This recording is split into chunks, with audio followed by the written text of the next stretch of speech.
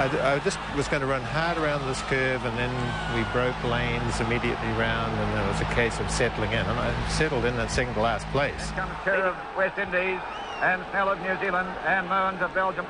And it's still Wagley of Switzerland as they pass the lap for the first time in 53. Yep, but it's still in front. Moens of Belgium, and here's Kerr trying to get round. Snell is in there on the rail, but he can't get out at the moment as they come around the curve. And Snell's on the inside. He may have difficulty getting through here. He's trapped right on the inside there, and it's Moens of Belgium, and here's Snell coming through.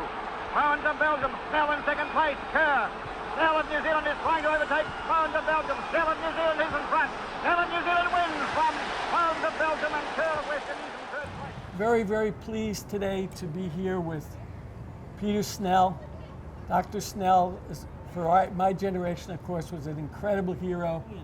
I was impressed by the fact of when you were 25th and you won the Olympics, how did your mind change between then and 64? And what could you identify that for people who are young people who are trying to excel? I've always worked on the basis of reasonable expectations. I don't subscribe to the idea of aim high, because aiming high might be too high and you're always going to fail. So realistic expectations. And what I had done was study what had happened 4 years earlier and compared with what I thought I could do, and I set my expectations based on that. So it was really to make the final. And then, but that would not limit my performance, those, you might say, lower expectations. I adjusted according to prevailing conditions.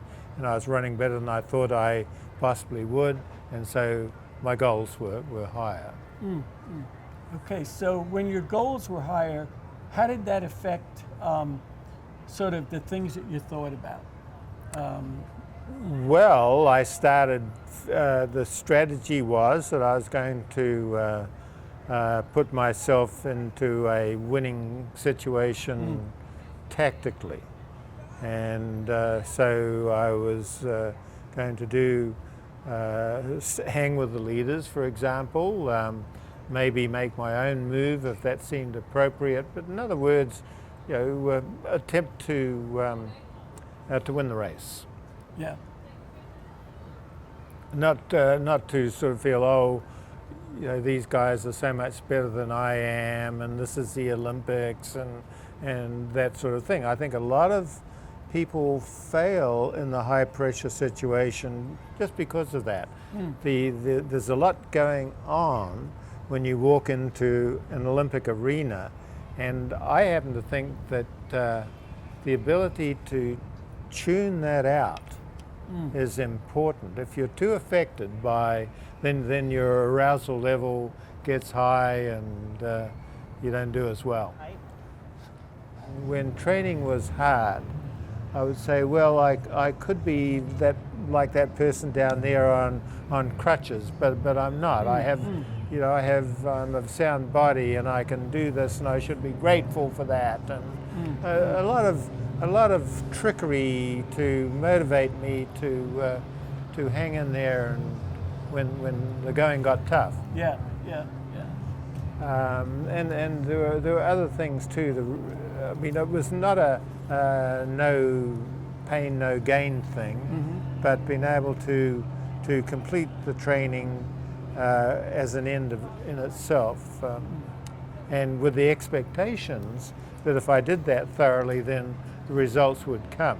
Yes. And taking also a long-term approach. And of course there are down patches as well, which is why coaches are important. Yes. But that's the inspiration for people today. They're from a different generation. Probably the training is different, but everyone gets inspired by someone. See something and say, I want to be like that. I can be like that. Yeah, I don't think it was quite like that for me. I wanted to do well at something. It was the question of finding out what that was. Oh, okay. And I didn't think it was running, because I didn't understand the huge difference that training made in performance in running, and it's huge. And so that would be an important message I think I need to make, that if you're competing against someone who is beating you, that other person is probably better prepared, doing more training. Yes. And it's not necessarily a talent thing. You can't always make that assumption.